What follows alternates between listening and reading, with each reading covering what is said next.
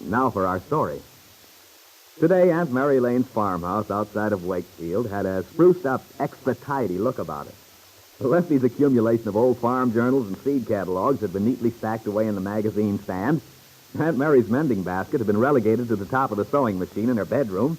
There was a big copper bowl of flowers on the table in the living room, and the smell of freshly baked apple pie drifted in from the kitchen, where 2 plump chickens were ready to be fried for supper. The reason for all this was the anticipated arrival of Aunt Mary's old friend, Del Shipley, who was due from Chicago any minute. Lefty Larkin, grumbling about Del's arrival, had disappeared for what he threatened would be an indefinite length of time. Oh, but now, Aunt Mary, wearing a starched apron over her new print dress in honor of the occasion, hears Del's car pull into the driveway. She hurries to the front door and opens it, and stands there beaming as Del and Lily Devon come up to her. Del, my goodness, it's nice to see you. And Lily, well, this is a wonderful surprise. Oh, hello there, Aunt Mary. Gosh, you're looking grand. I hope you don't mind my showing up, Aunt Mary. I stowed away. Oh, I'm pleased as can be to see you, Lily. Come on in, both of you. Okay. Here, let me take your things. Oh, now, don't bother, Mary. We'll just put them over here on the table for the time being. Oh, it's sure swell to be here.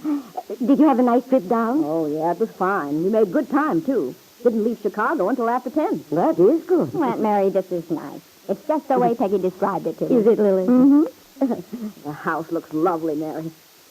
Oh, but isn't something changed around? Oh, well, let's see. Why, yes, I believe we moved the bookcase into the corner. Oh, that's right. It used to be on the other side. Yes, but we don't change much around here. Lefty always makes a great outcry when Peggy gets one of her furniture moving moods. How is Lefty? Why, just fine, Del. He's been very busy lately planning his garden for this summer. Peggy's been trying to talk him into entering his delphinium in the flower show. Of course, he swears he won't. He had to go over to Stanton this afternoon. Doesn't expect to be back till late. Mm-hmm. I'll bet he won't, knowing I'm here. Well, you two must be hungry. How about a nice cup of tea and some cookies? Oh, thanks, Mary. But I don't think I'd care for anything right now. You see, we had a sandwich on the road, and, well, I have to watch my calories, you know. Oh, nonsense, Del.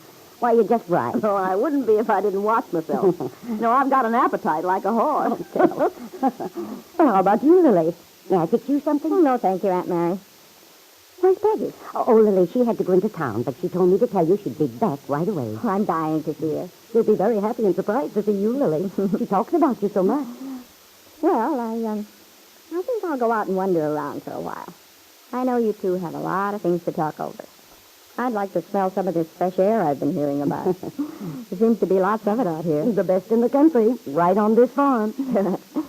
Well, I'll go out and absorb some. All right, dear, you just run along. Oh, and by the way, if you see a strange young man somewhere around, it'll be my son, Randy. Just introduce yourself. He's heard a lot about you. Okay. See you later.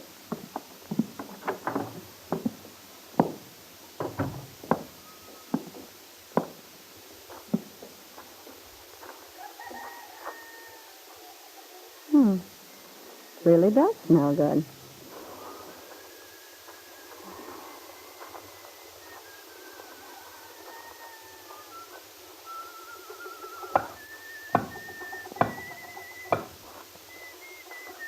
Hello, Randy Lane. Hello. Aunt Mary said if I ran into a strange guy out here, it'd be you. She told me to barge right up and introduce myself. You are Randy, aren't you? That's right. I'm Lily Devon. I came down with Del. Lily. Oh, sure, I've heard about you. You have? Well, that ought to make you nervous, I guess. I wouldn't know about that. Did Peggy mention me or something? Yeah, not recently, but I used to get letters from her when I was overseas. She was staying at your place in Chicago then. Oh. Well, that was during all that excitement about that murder trial she was mixed up in. Yeah. She seemed to think you were quite a pal. Oh, well, I just did what I could. Poor kid, she was all tied up in knots over this thing. I just tried to keep her from going to pieces. Well, I guess you did a good job then. She's all in one piece now. Really? And tell me, exactly how is she feeling these days? Oh, Peggy's doing okay. But haven't you seen her? No, she had to go into town. Oh, well, she'll be back soon. Then you gals can get together and talk your heads off. We probably will, at that. It's nice out here. Pretty and comfortable like. Yeah. I understand you just got back from overseas.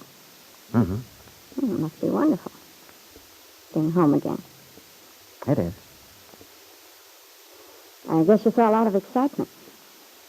Yeah, quite a lot. You don't want to talk about it, do you? No. Well, I don't blame you. You're a dancer, aren't you? Sort of.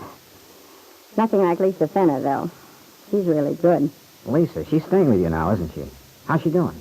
Well, that's a long story. I better let Del give you the lowdown on that when you talk to her. I've decided to do less talking and more thinking. I figure I'll keep out of trouble better that way. Sounds like a good idea. Yes. I was trying to figure out the other night why I always seem to be getting into hot water. And, what did you decide? Well, the thing is, I never had much of a family or home life. Well, when I was a kid, I always used to think it'd be swell. Having someone to fuss over you, someone to worry about you maybe. You know, try to help you out and things like that. Yeah, it is. So I guess I've been trying to make up for not having a family by kind of adopting people as my own special little problem, whether they like it or not. Well, of course, it's not a very good idea to try to run people. No. Anyway, I think I've learned my lesson. On the other hand, it's better to like people, care about them, than not to give a hoot. Maybe. But it doesn't always seem to work. Oh, sure it does. In the long run. You're just warm-hearted. Nothing wrong with that. Say, don't let me interrupt what you were doing. Oh, that's okay. I'm just setting some new fence posts. The others were all rotted away. Oh. Yeah, things got sort of run down during the years I was away. But I'm gradually getting them into shape again. Do you like doing that? What do you mean? Well, I'm not sure I can picture you spending all your life on a farm. Aren't you going to the city one of these days? The city? Why would I want to go there? I'm a farmer. And don't you ever get bored? No place to go and nothing to do? No excitement? Oh, I've had my share of excitement. I like the kind of life here. I wouldn't want to live the other way. Well, it's sure different. Everybody isn't running around trying to impress each other, cutting each other's throats. That's the way it is in the city. Well, a lot of that goes on. But you don't have to be that way just because you're around it. Oh, take yourself. You seem to be okay. I'm not so sure. Life in the city's pretty contagious. It's hard to keep away from it. If you aren't careful, you get pretty hollow. Empty. Yeah. Well, I don't have to worry. This is for me. Everyone to his own liking. I'm afraid it'd be a little slow for me. Besides, I know how to take care of myself in the big town. I'm pretty tough. Are you, Lily? Sure. It's a cutthroat world. But once you know the angles. You know, I got a hunch about you. You have? What? I got a hunch you're not tough at all. I think, underneath, you're a softie. As Lily Devon walked slowly back to the house a few minutes later, she felt uneasy somehow, disturbed. Her talk with Randy Lane hadn't turned out as she expected. Her usual wise-cracking, flippant self had gotten lost somehow. She had no words with which to combat the thing Randy had said. The thing she realized was true. But if she admitted it, all the protective shells she'd built up through the years would be broken.